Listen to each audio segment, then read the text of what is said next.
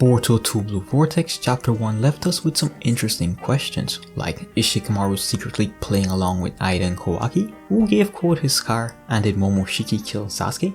So in this video, I'm going to give you my answers to these questions. First up, let's talk about Shikamaru. We all know that Shikamaru is one of the smartest person in the Naruto universe, and after his one-sided conversation with Sarada in the recent chapters, fans have been saying that he's becoming brain dead, but I think it's the complete opposite. I believe that Shikamaru knows that something isn't right with the current situation, but doesn't want to say it because he can't deal with the repercussions which will follow. After being questioned about Momoshiki's disappearance from Kawaki's body and Kawaki's modification from Kara, I'm sure that Shikamaru figured that something isn't right. I think the reason why he's behaving selfish is because back in Boruto Naruto Next Generation chapter 76, when he found out Sarada and Sumire aren't affected by Ida's charm, he said, make sure you're not found out. And I believe he's also playing by the same tactics, and he's giving the response as if he were under Ida's omnipotence so that he can conceal his position. You might ask, why isn't he teaming up with Sarada? I believe he's afraid of them accidentally leaking information about his position.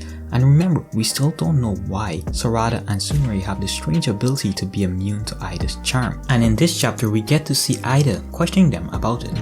I believe that Shikamaru is playing a very strategic game of chess in this scenario. Second up, let's talk about Code's scar. After rereading Boruto Naruto Next Generation chapter 75, I noticed this one panel in the flash forward scene which Boruto saw, and that panel is where Kawaki had his Karma stage 2 activated. And in this panel we see Kawaki with blood on his face, and this can be revealing how Code got his scar. So let me paint a picture for you. After the lives of Boruto and Kawaki were switched, Code was now seeking revenge against Boruto, but he has already fled the village with Sasuke. So Code attacks the village in search of Boruto, but instead met with Kawaki and Demon, who are the only ones capable of fighting him because Naruto is dead and Sasuke has left Boruto, and the battle eventually lead to Code getting his scar. In one of my videos I mentioned that Sasuke could have given Code his scar, but this theory is more fitting. Now let's talk about what if Momoshiki killed Sasuke. This is absolutely possible. We all know that Sasuke is a very troublesome person to fight, especially against Utsuki. We know this because both Momoshiki and Jigen have acknowledged his strength and his intelligence, so taking him out would be a very smart move. This could have happened